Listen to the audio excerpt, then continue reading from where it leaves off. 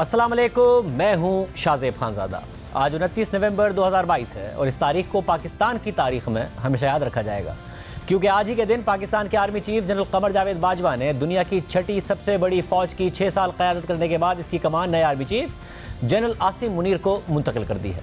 साबिक DGISI general फैज़ हमीद ने भी क़ब्ल अज़ वक्त रिटायरमेंट ले ली है, मगर तारीख जनरल कमर जावेद बाजवा को सिर्फ कमान की तब्दीली के लिए याद नहीं रखेगी, बल्कि इसलिए याद रखेगी कि वो 3 साल की मुद्दत के लिए आर्मी चीफ बने, मगर तौसी के ज़रिए 6 साल तक अपने ओहदे पर फाइज रहे। और अलमिया ये रहा कि एक जमहूरी मुल्क में 6 साल तक आर्मी चीफ नहीं बदला गया, मगर एक ही आर्मी चीफ के होते हुए 4 मुंतखब वज़ीर आज़म आए, एक निगरान वज़ीर आज़म आए और शहबाज शरीफ वो चौथे मुंतखब वज़ीर आज़म हैं जिनके साथ जनरल कमर जावेद बाजवा ने अपनी मुद्दत मुलाजमत के आखिरी 8 माह में काम किया। और उनका ये 6 साला दौर पाकिस्तान की हालिया तारीख का सबसे मुतनाज़ तरीन दौर रहा, जिसने मुल्क को सियासी और मुआशी अदम इस्तेहकाम की तरफ धकेल दिया। अब नए army chief general Asim Munir इस सियासी और मुआशी अदम इस्तेहकाम में अपने इदारे की साख को किस तरह बहाल करेंगे, ये देखना अहम होगा, क्योंकि जनरल कमर जावेद बाजवा अपनी कमान इस नुक्ते पर छोड़कर गए हैं कि अब फ़ौज सियासत में कोई किरदार अदा नहीं करेगी, सियासी मुदाखलत नहीं करेगी। और वो इस बात का क्रेडिट भी लेते रहे हैं, मगर सिर्फ इस बात से इस हकीकत को बदला नहीं जा सकता कि एक जमहूरी हुकूमत के होते हुए अगर फ़ौज ने सबसे ज़्यादा सियासी मुदाखलत की है तो वो जनरल कमर जावेद बाजवा के दौर में की है। और उसमें साबिक DGISI लेफ्टिनेंट जनरल फैज़ हमीद ने भी अपना भरपूर किरदार अदा किया है। पाकिस्तान की तारीख फ़ौजी मुदाखलत से भरी पड़ी है, मार्शल लॉ भी लगे हैं और इन सब को कौमी मफाद और मुल्क की ज़रूरत करार देने की कोशिश की गई, मगर शायद पाकिस्तान की तारीख में पहली मरतबा ये सियासी मुदाखलत इतनी खुलेआम की गई कि जहाँ ये तासुर भी ख़त्म हो गया या देने की नहीं कोशिश की गई कि ये मुदाखलत कौमी मफाद के नाम पर की जा रही है, बल्कि ये बात ज़बान ज़द-ए-आम थी कि यह सब कुछ अपनी तैनाती, तौसी और 10 साल तक मुल्क के निज़ाम को चंद लोगों के सुपुर्द करने के लिए किया जा रहा है। और जब यह प्लान नाकाम हो गया तो गुज़िश्ता 6 सालों में से 5 साल तक जनरल कमर जावेद बाजवा के ज़ेरे निगरानी और जनरल फैज़ हमीद की हिमायत के साथ फ़ौज की क़यादत ने जिस जमात के लिए सब कुछ मैनेज करने की कोशिश की और एक हाइब्रिड रजीम को तश्कील दिया गया, वो जमात यानी पाकिस्तान तहरीक इंसाफ भी आज जनरल कमर जावेद बाजवा पर तनकीद कर रही है और आज उनकी रिटायरमेंट के दिन को यौम निजात के तौर पर मना रही है। जनरल बाजवा की रिटायरमेंट को यौम दफ़ा करार दे रही है। तज़हीक आमेज़ और नाज़ेबा ट्रेंड चलाए जा रहे हैं। आज तहरीक इंसाफ के रहनुमा फ़ारूक हबीब ने हैशटैग यौम दफ़ा लिखकर ट्वीट करते हुए लिखा कि गुमनामी में जाने से पहले जो बदनामी कमाई है वो ख़त्म नहीं होगी। मुल्क को जितना नुकसान पहुँचाया है शायद दुश्मन कभी ऐसा ना करे। इसी तरह साबिक गवर्नर इमरान इस्माइल ने जनरल बाजवा की कमान की तब्दीली की खबर पर ट्वीट करते हुए लिखा कि हैशटैग यौम निजात 29 नवंबर। इसी तरह असद उमर ने ट्वीट करते हुए लिखा कि जनरल बाजवा सियासी इंतशार की मीरास छोड़कर गए हैं, एक तबाहाल मईशत, और सबसे ख़राब यह है कि वो अपने फैसलों से फ़ौज और शहरियों के दरमियान एतमाद के टूटते हुए ताल्लुक को छोड़कर जा रहे हैं। आज तहरीक इंसाफ जनरल कमर जावेद बाजवा से नाराज़गी का इजहार कर रही है, मगर जनरल कमर जावेद बाजवा की तहरीक इंसाफ से नाराज़ी गुज़िश्ता 8 माह की है। वो नाराज़ी ये है कि इमरान खान को तहरीक अदम एतमाद के दौरान बचाया क्यों नहीं गया और इसके लिए इदारे को इस्तेमाल क्यों नहीं किया गया, बिल्कुल वैसे ही जैसे माजी में किया जाता रहा। इसका पस मंज़र आपके सामने रखते हैं। नवंबर 2016 में साबिक वज़ीर आज़म नवाज शरीफ ने नए आर्मी चीफ की तैनाती के लिए सीनियरिटी लिस्ट में चौथे नंबर पर मौजूद जनरल कमर जावेद बाजवा को नया आर्मी चीफ लगाया। और जनरल कमर जावेद बाजवा एक ऐसे वक्त में आर्मी चीफ बने जब डॉन लीग से मामले पर जनरल राहिल शरीफ की क़यादत में इस्टेब्लिशमेंट और नून लीग के ताल्लुकात में खराबी आ गई थी, मगर जनरल कमर जावेद बाजवा ने ओहदा संभालने के बाद हुकूमत के साथ इस खलीज को कम करने के बजाय मज़ीद आगे बढ़ा दिया और इसी दौरान इस्टेब्लिशमेंट के एक देरीना मॉडल पर काम को मज़ीद तेज़ कर दिया। और वो मॉडल ये था कि इमरान खान को इक़्तिदार में लाना है, नवाज शरीफ को सियासत से बाहर करना है। इस मॉडल की कामयाबी के लिए मुल्क की दीगर सियासी जमातों को दबाया जाने लगा, जिसका आगाज़ पनामा लीक्स में नवाज शरीफ के खिलाफ मुकदमे से हुआ। मगर ये मुकदमा जिस तरीके से आगे बढ़ाया गया और जिस तरीके से इसकी तहकीकात की गई तो उससे अदालतों पर भी उंगलियां उठीं कि आज़ाद फैसले नहीं किए जा रहे हैं। जब पनामा केस में JIT बनाई गई तो व्हाट्सएप कॉल के ज़रिए सुप्रीम कोर्ट ने खुद मुतल्लिका इदारों से मनपसंद नाम तलब किए और फिर JIT ने तहकीकात मुकम्मल करके अपनी रिपोर्ट सुप्रीम कोर्ट के हवाले की, जिसके बाद 28 जुलाई को सुप्रीम कोर्ट के 5 रुकनी बेंच ने ब्लैक लॉ डिक्शनरी से एक तशरीह निकाल के उस वक्त के वज़ीर आज़म नवाज शरीफ को काबिल वसूल तनख्वाह की बुनियाद पर नाअहल करार दे दिया। इस तरह मुल्क के एक मुंतखब वज़ीर आज़म को घर भेज दिया गया। फिर सुप्रीम कोर्ट से ताहयात नाअहली का फैसला, फिर एक और फैसले के तहत नवाज शरीफ की पार्टी सदारत भी ख़त्म कर दी गई। मगर सुप्रीम कोर्ट के इस फैसले को आज भी एक मुतनाज़ फैसला तस्वुर किया जाता है। इसी तरह सुप्रीम कोर्ट के हुक्म पर नैब ने एहतसाब अदालत में नवाज शरीफ और उनके ख़ानदान के खिलाफ रेफरेंसेस दायर किए और फिर 6 जुलाई 2018 को इस्लामाबाद के एहतसाब अदालत ने नवाज शरीफ और उनकी बेटी को सज़ा सुनाई। और यूँ 2018 के इलेक्शन से पहले ही मुल्क की सबसे बड़ी जमात के सरबराह नवाज शरीफ और उनकी बेटी मरियम नवाज को जेल में डाल दिया गया। नवाज शरीफ और उनकी बेटी ने रिलीफ के लिए इस्लामाबाद हाई कोर्ट से रुजू करने का फैसला किया।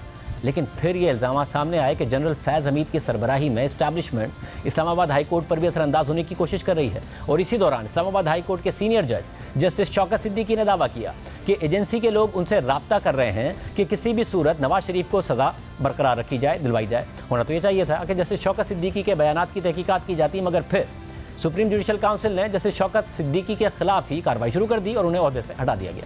अपने दिफा के लिए शौकत सिद्दीकी ने जो जवाब जमा कराया उसमें वाज़ेह तौर पर लिखा कि ISI के अफसर फैज़ हमीद ने उनसे राब्ता किया था और उनसे नवाज शरीफ और मरियम नवाज के केस के हवाले से बात की थी और पूछा कि वो इस केस के हवाले से क्या राय रखते हैं। जैसे शौकत सिद्दीकी का दावा है कि उन्होंने जवाब दिया कि वो मेरिट पर केस देखेंगे, मगर फैज़ हमीद ने फिर उन्हें जवाब दिया कि इस तरह तो हमारी 2 साल की मेहनत ज़ाया हो जाएगी। सिर्फ यही नहीं, बाद में खुद इमरान खान ने भी तस्लीम किया कि नवाज शरीफ की नाअहली में JIT में शामिल फौज के 2 नुमाइंदों ने अहम किरदार अदा किया। यानी मुल्क के तमाम वसाइल लगाकर एक सियासी जमात और उसके रहनुमाओं को इंतकामी कार्रवाई का निशाना बनाया गया। लेकिन फिर 3 सितंबर 2018 को इस्लामाबाद हाई कोर्ट के चीफ जस्टिस अतर मिन अल्लाह ने एवनफील्ड केस में एहतसाब अदालत का फैसला मुअत्तल कर दिया और बाद में मरियम नवाज के खिलाफ एहतसाब अदालत के फैसले को कलअदम करार दे दिया गया।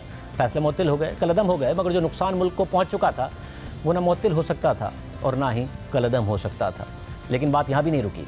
नवंबर 2017 को जनरल कमर जावेद बाजवा जब आर्मी चीफ थे और मेजर जनरल फैज़ हमीद ISI के DGC थे, तो फैज़ाबाद इंटरचेंज पर मजहबी जमात तहरीक लब्बैक ने ख़त्म नबुव्वत के हल्फनामे में तरमीम के नाम पर धरना दे दिया। हुकूमत ने पूरी कोशिश की कि वो इस धरने को मुज़ाकरात के जरिए ख़त्म करें, मगर हैरानकुन तौर पर हुकूमत नाकाम हो गई और एक जमात जिसका उससे पहले कोई ज़्यादा नाम भी नहीं जानता था, वो अचानक रियासत से भी ताकतवर नजर आने लगी। और फिर इस्लामाबाद हाई कोर्ट की जानिब से फैज़ाबाद खाली कराने के हुक्म के बाद धरना मुजाहिरीन के खिलाफ 25 नवंबर को ऑपरेशन किया गया, जिसमें सिक्योरिटी एहलकारों समेत 100 से ज़्यादा अफराद जख्मी हो गए। और बाद में खुफिया बातचीत के नतीजे में तहरीक लब्बैक और हुकूमत के दरमियान मुआहदा हुआ और ये धरना ख़त्म कर दिया गया। हुकूमत ने अपने ही वज़ीर कानून से इस्तीफ़ा ले लिया और तहरीक लब्बैक के गिरफ्तार अरकान को रिहा करने की रजामंदी जाहिर की। साथ ही इस दौरान नून लीग के सीनियर रहनुमाओं के घरों पर हमले हुए, एहसन इकबाल को गोली मारी गई। मगर दिलचस्प बात यह है कि इस मुआहदे पर उस वक्त के मेजर जनरल फैज़ हमीद के दस्तखत मौजूद थे और मुआहदे पर अमल दरामद करने के लिए वो गारंटियर के तौर पर दस्तखत कर रहे थे। और ये तबसरे होते रहे कि नून लीग की हुकूमत ने फौजी दबाव के नतीजे में तहरीक लब्बैक से ये डील की है और इस डील में हुकूमत एक नाकाम हुकूमत के तौर पर नजर आई और तहरीक लब्बैक एक बड़ा प्रेशर ग्रुप बन गया, जिसके बाद इस हवाले से सुप्रीम कोर्ट का एक अहम फैसला सामने आया।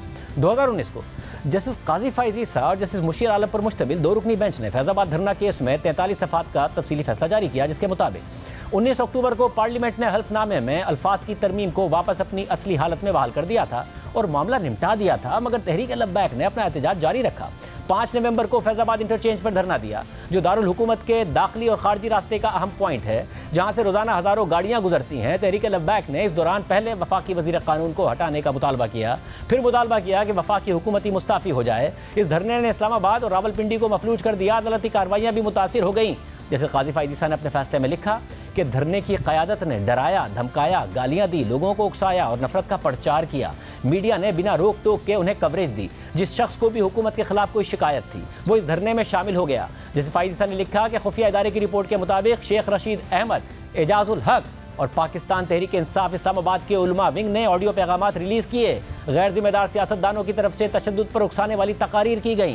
जैसे फाइज ईसा ने मजीद लिखा कि 23 नवंबर 2017 को अटॉर्नी जनरल ने IB की रिपोर्ट पेश की, जिसमें बताया गया कि तहरीक लब्बैक ने मामले को सियासी मकासद के लिए इस्तेमाल किया ताकि इंतखाबात में उसे हिमायत हासिल हो सके। जैसे फाइज ईसा ने अपने फैसले में मजीद लिखा कि हमने इस मामले में पेमरा वजारत दिफा और हसास इदारे से 19 मार्च 2018 और 24 अप्रैल 2018 को मजीद मालूमात तलब की और फैसले में मजीद लिखा कि नाकाबिल फ़हम तौर पर भी इस केस की समाअत तकरीबन 5 माह तक हो ही नहीं सकी। आइन फौज के किसी भी रुकन को सियासी मामलात में शामिल होने से रोकता है, जैसे कि किसी सियासी जमात या फ़र्द की हिमायत करना।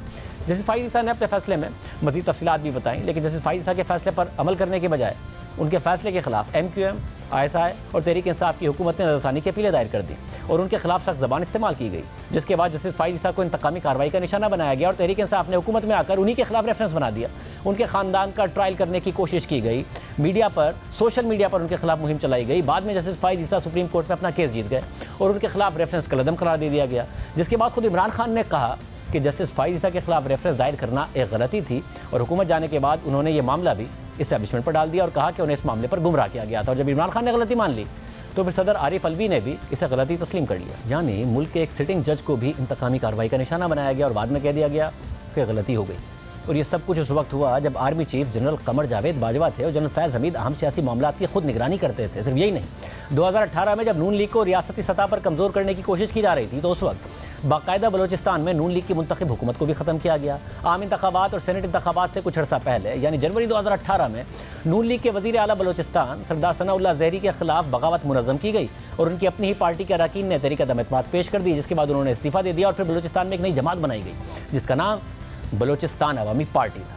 इस जमात के नाम पर 2018 में कुद्दूस बिज़ंजो वज़ीर आला बलूचिस्तान मुंतखब हुए और सेनेट के इंतखाबात में सादिक संजरानी सेनेटर मुंतखब हो गए और उन्हें तहरीक इंसाफ और पीपल्स पार्टी ने मिलकर सेनेट का चेयरमैन मुंतखब करवाया।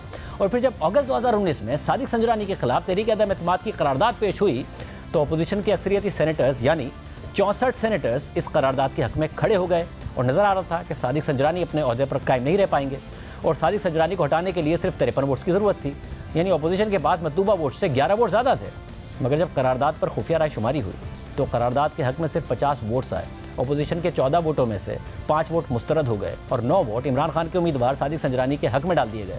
और जब अपोजिशन के उम्मीदवार मरहूम हासिल बिज़ंजो से इस हवाले से सवाल हुआ तो उन्होंने जिम्मेदारी जनरल फैज़ हमीद पर डाल दी। रात इशाइये में आप कह रहे थे कि 64 लोग आपके होंगे, तो ये कहाँ गए 64 लोग? कौन लोग हैं? खड़े नहीं थे, खड़े नहीं काउंट। तो ये जब अंदर गए हैं खुफिया राय शुमारी में, तो ये कौन लोग हैं 14 लोग जो आपसे? ये जनरल फैज के लोग हैं। जनरल फैज ISI के चीफ है, जानते हैं आप, उसके लोग हैं। मगर तहरीक इंसाफ के रहनुमा इसका दिफा करते रहे और कहते रहे कि ये तो अपोजिशन रहनुमाओं के ज़मीर की आवाज़ थी। हमने नहीं तोड़े, लोगों का ज़मीर जागना शुरू हो गया। आज पीपल्स पार्टी में है, PMLN में है, बाकी पार्टीज में है, उन्होंने अपने ज़मीर के मुताबिक फैसला किया है। आज सही मानों में जमहूरियत की जीत और सेनेटर ने अपनी ज़मीर के मुताबिक फैसला किया। ज़मीर के मुताबिक फैसला करेंगे क्योंकि नाइंसाफ़ी अल्लाह को नापसंद है। सिर्फ यही नहीं, जब 2018 के इंतखाबात के नताइज सामने आने लगे तो उसी दौरान धांधली के संगीन इल्ज़ामात भी लगे। RTS का निज़ाम बैठ गया, नताइज ताख़ीर का शिकार हुए, मीडिया सवालात उठाने लगा तो मीडिया चैनल्स को बंद करने की धमकियां दी गई, सहाफ़ियों को डराया गया, फ़ोन कॉल्स आने लगी और यूँ मीडिया सेल्फ सेंसरशिप का मज़ीद शिकार होता चला गया। और जब नताइज आए तो इमरान खान को अक्सरियत मिल गई, लेकिन अपोजिशन और इंतखाबात की निगरानी करने वाले इदारों ने इन इंतखाबात को गैर शफ़ाफ़ करार दिया। 25 जुलाई को इंतखाबात हुए और जैसे तैसे करके इमरान खान हुकूमत में आ गए और उनके दौर में एहतसाब के नाम पर मुखालफिन को दबाने का मुतनाज़ तरीन अमल शुरू हो गया।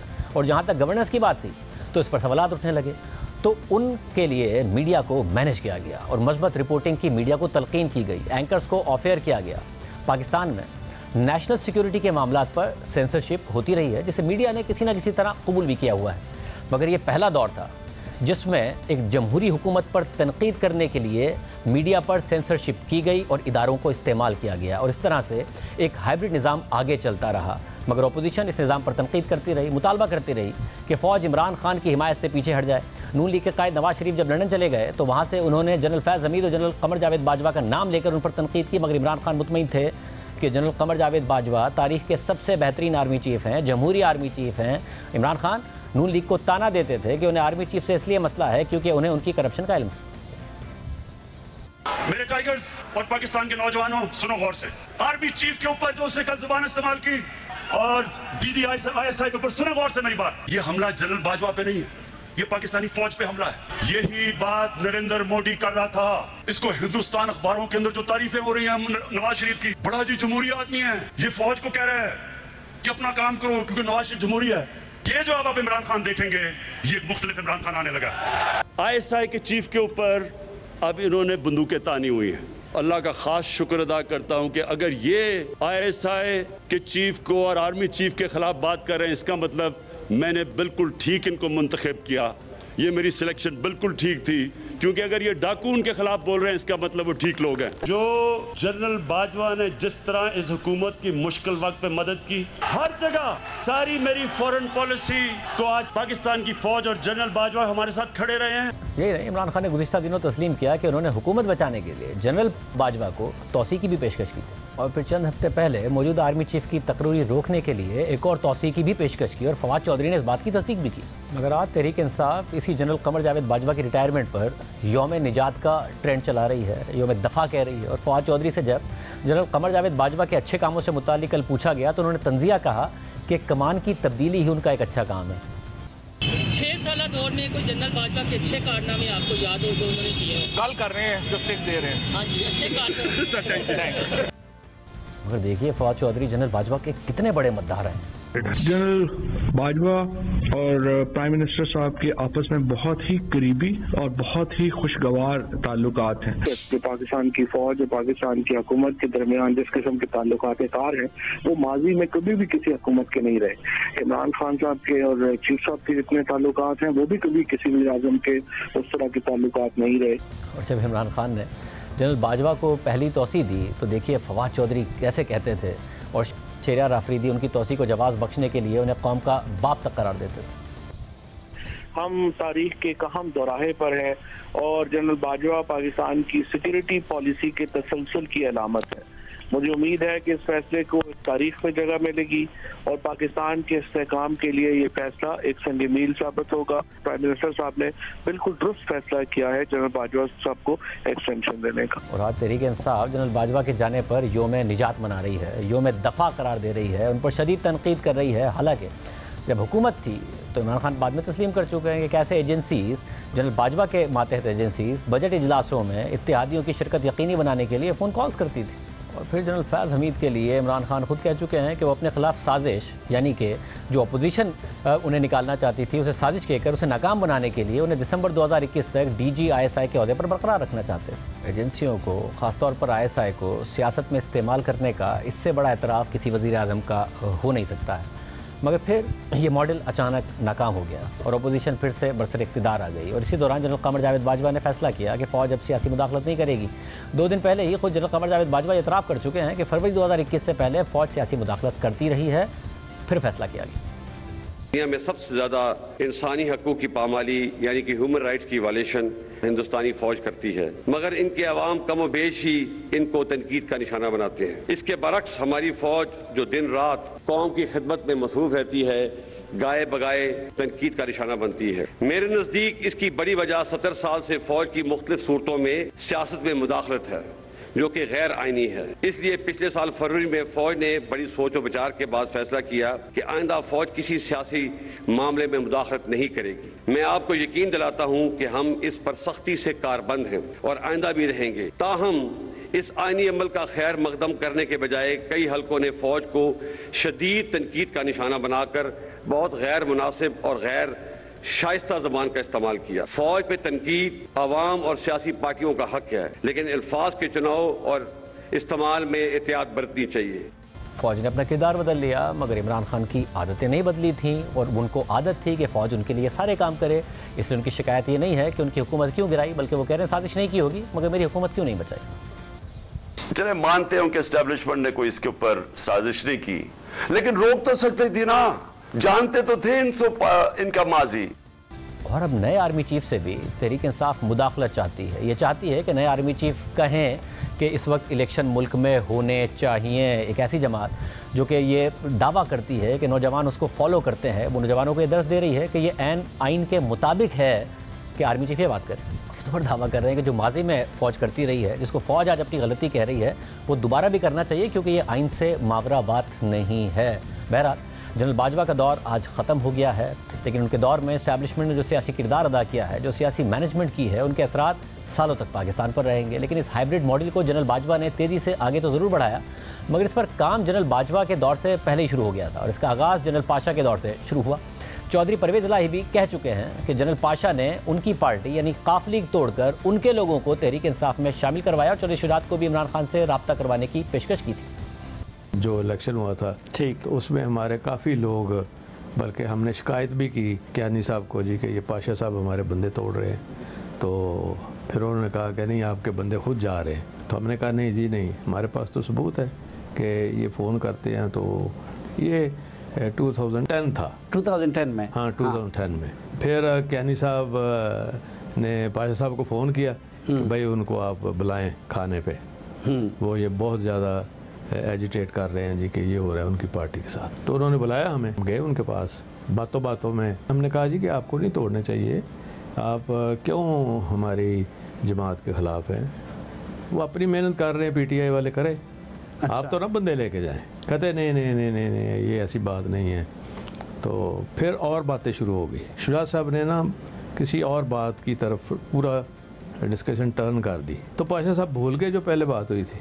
तो कहते हैं वो कहते हैं चौधरी साहब आपके पास तो बड़ी विजडम है, मैं इमरान खान से ना आपकी मीटिंग करा दूँ।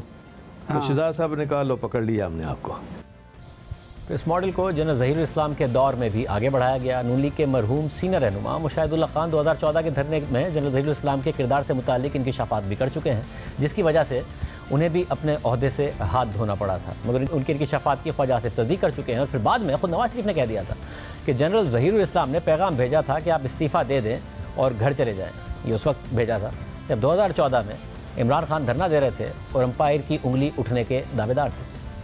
जो ज़हीरुल इस्लाम साहब उन्होंने जनाब कहा कि जी नवाज शरीफ साहब आप इस्तीफा दे दें, पैगाम भेजा और आप घर चले जाएं। ये धरनों के दौरान की बात है, धरनों की उस पीरियड की बात है।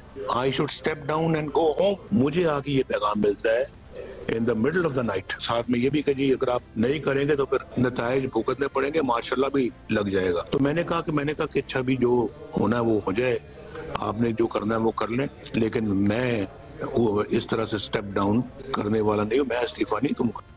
यानी प्रोजेक्ट इमरान खान का आगाज़ तो जनरल पाशा के दौर में हुआ, फिर उसे जनरल ज़हीरुल इस्लाम 2014 में आगे लेकर चले, उसको बाकायदा अमली जामा जनरल कमर जावेद बाजवा और जनरल फैज़ के दौर में पहनाया गया और इसे उरूज पर पहुंचाया गया। और इसके अलावा जनरल राहिल शरीफ के दौर में जब दहशतगर्दी से मुताल्लिक कामयाब ऑपरेशन हुए और दहशतगर्दी में कमी आई तो फ़ौज की तरजीहात जनरल कमर जावेद बाजवा को विरसे में मिली और 2020 तक ये मामलात सही तरीके से चलते रहे। यानी 2013 के बाद से मुल्क में दहशतगर्दी तेज़ी से कम हुई, कराची के हालात बेहतर हुए। लेकिन जब अमेरिका का अफगानिस्तान से इनखिला हुआ और पाकिस्तान की फ़ौजी और सियासी क़यादत ने तहरीक तालिबान पाकिस्तान से मुज़ाकरात का सिलसिला शुरू किया तो 2021 में पाकिस्तान में दहशतगर्दी से मुल्क में पैदा होने वाली बदअमनी के आसार देखे गए। रोज़नामा डाउन के मुताबिक 2022 में 2021 के मुकाबले में दहशतगर्दी के हमलों में 60% इजाफा हुआ और गुज़िश्ता 3 महीनों में 132 दहशतगर्दी के हमले हुए, जिसमें से 50 सिर्फ नवंबर में हुए हैं। और जनरल कमर जावेद बाजवा के दौर में ही सवात में दहशतगर्दी के ख़िलाफ़ तारीखी मुजाहरे हुए और अब जनरल आसिम मुनीर को न सिर्फ सियासी अदम इस्तेहकाम बल्कि दहशतगर्दी के ये चैलेंजेस विरसे में मिले हैं। और देखना होगा कि नई फ़ौजी क़यादत इनसे कैसे निपटती है। हमने तहरीक इंसाफ को आज के प्रोग्राम में आने की दावत दी, मगर कोई नहीं आया है। प्रोग्राम में हम ब्रेक ले रहे हैं और प्रोग्राम लाइव है, वो अपना मौक़िफ़ देना चाहें दे सकते हैं, जनरल फैज़ देना चाहें वो भी अपना मौक़िफ़ दे सकते हैं। प्रोग्राम में शामिल करते हैं।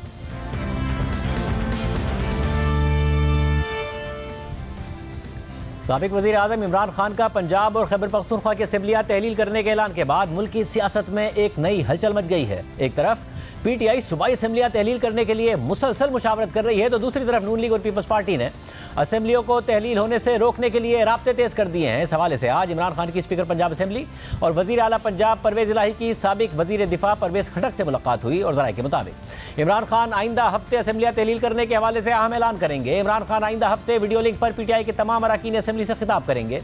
इसके अलावा इमरान खान ने खैबर पख्तूनख्वा और पंजाब की पार्लिमानी पार्टी के इजलास भी तलब कर लिए हैं, जहां खैबर पख्तूनख्वा की पार्लिमानी पार्टी का इजलास जुमे को और पंजाब की पार्लिमानी पार्टी का इजलास हफ्ते को होगा। ज़राए के मुताबिक इमरान खान दोनों सूबाई अरकान असेंबली को असेंबलियाँ तहलील करने के हवाले से एतमाद में लेंगे और मौजूदा सियासी सूरत हाल में अपनी हिकमत अमली से उन्हें आगाह करेंगे। इमरान खान का असेंबलियाँ तहलील करने के ऐलान के बाद पंजाब असेंबली इस वक्त सियासत का मरकज़ बन गई है, जहां अपोजिशन असेंबली की तहलील रोकने के लिए गवर्नर राज से लेकर एतमाद का वोट लेने तक की ऑप्शंस पर गौर कर रही है। एक तरफ पीटीआई और इत्तेहादी जमात काफ लीग एतमाद का इजहार कर रही हैं कि हुकूमती इत्तेहाद पंजाब असेंबली को तहलील होने से बिल्कुल नहीं रोक सकेगा, तो दूसरी तरफ हुकूमती इत्तेहाद भी मुतहरिक हो गया है। और आज वज़ीर आज़म शहबाज शरीफ और साबिक़ सदर आसिफ अली जरदारी की मुलाकात हुई, जिसमें मुल्क की हालिया सूरत हाल पर बातचीत की गई। जबकि आज ही पंजाब में अपोजिशन लीडर हमजा शहबाज की पीपल्स पार्टी के वफ्द के साथ मुलाकात हुई और इस मुलाकात के बाद मीडिया से बात करते हुए रहनुमा नून लीग अता तारड़ ने पंजाब असेंबली बचाने के लिए हर ऑप्शन इस्तेमाल करने का ऐलान करते हुए दावा किया है कि वो पंजाब में हुकूमती बेंचों पर मौजूद अरकान से भी राब्ते में है। जबकि इससे पहले वफाकी वज़ीर दाखिला राना सनाउल्लाह भी ये दावा कर चुके हैं कि पीटीआई से हमें 15 से 20 लोग मिल जाएंगे जो परवेज़ इलाही को एतमाद का वोट नहीं देंगे। हम उनके 10-11 वोटों की ज़रूरत हमें नहीं है और भी लोग मौजूद हैं। इस पर बात करेंगे। इस सारे मामले को देख रहे हैं वज़ीर आज़म के मामले खुसूसी अता तारड़। अता तारड़ साहब बहुत शुक्रिया, आप खुद इस वक्त लाहौर में मौजूद हैं, मुलाकातें कर रहे हैं। ऐसा लग रहा है इमरान खान ने ऐलान कर दिया फिलहाल वो तहलील नहीं करना चाह रहे हैं और आप उन्हें तहलील करने से रोकना नहीं चाह रहे हैं। ना आप मूव कर रहे हैं ना वो कर रहे हैं। उन्होंने तहलील करना होता फौरन कर देते, आपने रोकना होता फौरन आगे बढ़ते, दोनों ही कुछ नहीं कर रहे हैं। बहुत शुक्रिया शाहजेब साहब। देखिए बात यह है कि इमरान खान साहब पिंडी की तरफ मार्च करते हुए गए और उन्होंने हुकूमत हमारी गिरानी थी मगर अपनी गिराने का ऐलान करके वापस आ गए हैं। तो देखिए ऐलान उन्होंने किया, अब पॉलिटिक्स में टाइमिंग सब कुछ होती है। हमने तमाम ऑप्शंस जो हैं उनको उनका बगौर जायजा ले लिया है, तमाम कानूनी पहलू जो हैं उनको जांच लिया है, परख लिया है, मगर उनको एक्सरसाइज तब किया जाएगा जब कोई क्रेडिबल मूव हमारे सामने आएगी। अब उसमें एतमाद के वोट की भी ऑप्शन मौजूद है, वो पावर गवर्नर के पास है इनके मुताबिक। हमारा सुप्रीम कोर्ट में भी एक केस पेंडिंग है, वहां पे भी एक दरखास्त डाली जा सकती है, अदम एतमाद की तहरीक भी लाई जा सकती है। दरअसल अदम एतमाद की तो अब नहीं ला पाएंगे ना, 186 आपके पास है, 186 आपके पास अराकीन है नहीं, 63A के फैसले के बाद अदम एतमाद तो आप नहीं कर पाएंगे। एतमाद ही का वोट आप कह सकते हैं गवर्नर, अदम एतमाद में तो आप नहीं कामयाब हो सकते हैं। ये दोनों ऑप्शन साइमल्टेनियसली भी एक्सरसाइज की जा सकती हैं, क्योंकि देखिए एतमाद का वोट तो गवर्नर ने कह दिया, मगर अगर तरीके अदम एतमाद हम जमा करा देते हैं और वो रेजोल्यूशन मूव होने के बाद उसको कंसिडर किया जाता है तो हमें काफी टाइम मिल जाएगा उसके अंदर। और जिस दिन तहरीके अदम एतमाद दायर हो गई फिर परवेज इलाही साहब असेंबलियों को तहलील नहीं कर सकेंगे, तो वो ऑप्शन भी जेरे गौर है। उसको आगे जाके उसके मंतकी अंजाम तक पहुंचाया जाता है नहीं पहुंचाया जाता, मगर बतौर एक सियासी मूव के वो ऑप्शन भी जेरे गौर है, उसको इस्तेमाल किया जा सकता है। मगर आपने कहा कि क्रेडिबल मूव का इंतजार कर रहे हैं। अब मसला यह है कि अगर आपने मूव कर दिया तो वो तहलील नहीं कर पाएंगे, और उन्होंने तहलील करने के लिए मूव कर दिया तो आप अदम एतमाद या एतमाद का नहीं कह पाएंगे। तो ऐसा नहीं है कि एक मूव करेगा तो दूसरे के पास ऑप्शन है मूव करने का, और आप दोनों नहीं मूव कर रहे हैं। किस क्रेडिबल मूव का आप इंतजार कर रहे हैं? आपको शक है कि वो 186 अराकीन असेंबली में साबित कर देंगे और आपके पास नहीं है उनके लोग राब्ते में, जिसका दावा राना सनाउल्लाह साहब भी आप कर रहे थे। देखिए, एक तो पंजाब असेंबली के जो गवर्नमेंट बेंचेस के, ट्रेजरी बेंचेस के अराकीन हैं, उनमें बड़ा इस्तराब पाया जाता है, क्योंकि अब बड़ी मुश्किल जाके वो सेटल हुए हैं, उनको तरक्याती फंड्स मिले हैं, वो अपने हल्के के अवाम के मसाइल हल कर रहे हैं। तो वहाँ पे एक बहुत बड़ी मेजॉरिटी ऐसी है जो किसी सूरत भी असेंबलियों के तहलील के हक में नहीं है। अब जब हमारे राब्ते हुए कुछ लोगों के साथ, उन्होंने ये भी हमें इतला दी कि जब पार्लिमानी पार्टी का इजलास बुलाया जाएगा तो वहाँ पे वो अपने तहफ़्फ़ुज़ात का इजहार भी करेंगे। तो हम तो इसकी टाइमिंग हमने आपस में तय कर ली है और वक्त आने पे उसको मंजर आम पे भी लाएंगे, मगर ये बात तय है कि हमने और हमारी इत्तेहादी जमातों ने आज भी जब मुशावरत का सिलसिला हमने आगे बढ़ाया तो हमने ये तय किया है कि किसी सूरत भी असेंबली की तहलील जो है वो काबिल कबूल नहीं है, और उसको प्रिवेंट करने के लिए जो जो हरबे इस्तेमाल किए जा सकते हैं और किए जाने चाहिए वो हमने उनकी प्रायोरिटी आपस में तय कर ली है। और आई एश्योर यू कि उनके मूव करने से पहले इंशाल्लाह हम सारी राइट मूव्स करेंगे। और इसके साथ साथ हम कल हाई कोर्ट भी जा रहे हैं कि जो 18 मेंबरान की रुकनीत मुअत्तल की गई है उसकी बहाली के लिए, क्योंकि ऑलरेडी आपको याद होगा जब सुप्रीम कोर्ट ने कौमी असेंबली वाला केस सुना, कौमी असेंबली की तहलील वाला केस सुना, तो सुप्रीम कोर्ट ने यह कहा कि किसी भी मेंबर को सस्पेंशन के अकाउंट पे वोट डालने से रोका नहीं जा सकता, और एतमाद का वोट हो या अदम एतमाद हो, किसी मेंबर को उसके वोट का राइट डिनाई नहीं किया जा सकता। तो उस बेस पे कल हम हाई कोर्ट भी मूव कर रहे हैं, कुछ केस हमारे सुप्रीम कोर्ट में पेंडिंग हैं। तो क्या तारा साहब असल में हम ही करेंगे। असल में मसला ये है कि आप दोनों ही एक चीज इवैल्यूएट कर रहे हैं, तहरीक इंसाफ भी, कि आज इलेक्शन हो जाएं, बाई इलेक्शंस में वो जीते हैं, तो आज इलेक्शन हो जाएं तो पंजाब में वो दोबारा हुकूमत बना पाएंगे या नहीं बना पाएंगे। और आप भी ये इवैल्यूएट कर रहे हैं कि हालिया जो इमरान खान साहब की मूवमेंट थी उसमें उनकी नाकामी के बाद कहीं उनकी पॉपुलैरिटी नीचे तो नहीं आई है, तो इलेक्शन हो जाए तो आप लोगों के जीतने का चांस है या नहीं है? ऐसा ही है। देखिए, जहां तक इलेक्शंस की बात है तो मैं ये समझता हूं कि हाल ही में जो बाई इलेक्शंस हुए, जहां पे मूसा गिलानी साहब ने शाह महमूद साहब की साहबजादी को हराया, हकीम बलोच ने इमरान खान साहब को हराया। बाकी अगर पंजाब में आप देखें तो फॉर एग्जांपल ननकाना की सीट थी, वहां पे शजरा मनसब साहिबा का और इमरान खान साहब का 7-8 साल का फर्क था। तो जब वो अपना उम्मीदवार उतारेंगे जिसने इलेक्शन 2018 में लड़ा था, तो ये इतना बड़ा डिफरेंस नहीं है। और हम ये समझते हैं कि इमरान खान साहब की पॉपुलैरिटी में कमी वाकई हुई है, जिसकी वजह से उनको अपना धरना खत्म करना पड़ा। और वो जलसा उन्होंने 6th रोड, जो 50 फुट वाइड रोड है, वहां पे किया।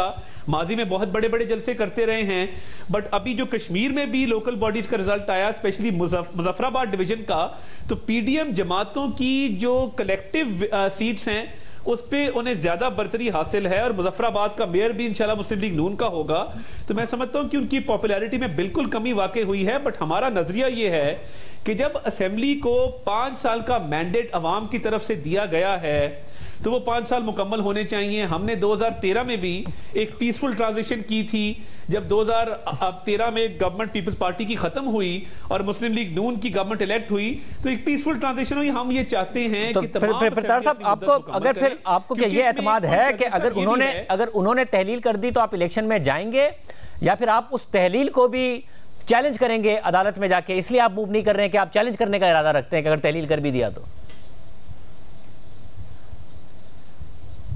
नहीं, देखिए, चैलेंज करने के लिए ग्राउंड्स वैलिड होना जरूरी है। अगर हमारी तरीके अदम एतमाद जमा हो गई और उसके बावजूद तहलील कर दी तो फिर हमारे पास वैलिड ग्राउंड्स हैं। मगर देखिए, हम इंतखाबात के लिए बिल्कुल तैयार हैं, मगर ये जरूर है कि बलोचिस्तान का सूबा और सिंध का सूबा they will be at a disadvantage, कि जब जनरल इलेक्शन होगा और नेशनल असेंबली की सीटों पर इंतखाबात हो रहे होंगे तो उस वक्त 2 सूबों के अंदर जो है वो प्रोविंशियल गवर्नमेंट जो है वो कायम हो चुकी होंगी। ये मुल्क की तारीख में कभी नहीं हुआ। तो इसलिए हम ये समझते हैं कि जब इंतखाबात, आम इंतखाबात होने हैं, एक तो वक्त पर हो और पूरे मुल्क में एक ही दफा हो। ये ना हो कि कुछ सूबे एट अ डिसएडवांटेज हो और कुछ सूबों को ये एडवांटेज हासिल हो। ये वफाक है और वफाक में तमाम इकाइयों को बराबरी की सतह पे डील होना है। इलेक्शन के हवाले से हम कॉन्फिडेंट हैं और हाल में आपने देखा कि बाई इलेक्शन में पीटीआई को बिल्कुल क्लीन स्वीप नहीं मिला। तो इसलिए हम ये समझते हैं कि 5 साल का अरसा मुकम्मल होना चाहिए और इंतखाबात को अपने वक्त पर होना चाहिए। बहुत शुक्रिया। आज के प्रोग्राम में इतना ही, इजाज़त दीजिए। अल्लाह हाफ़िज़।